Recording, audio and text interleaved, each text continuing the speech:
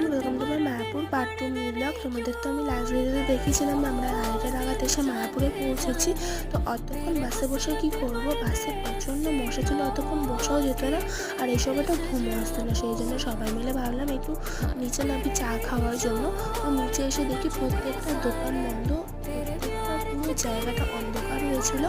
অনেকটা দূরে এসে জানলা একটা দোকান খোলা পেয়েছিলাম, সেই দোকানটা খুলে রেখে সেই দোকানে লোক ছিল না, দোকানটা খুলে রেখে সে কোথাও চলে গেছিলো।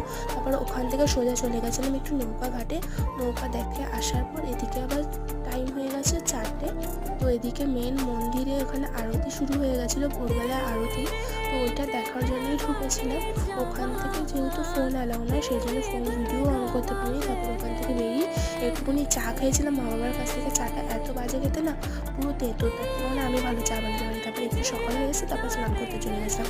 আরও ভিডিও আসতে দেখতে থাকো। Bye bye everyone.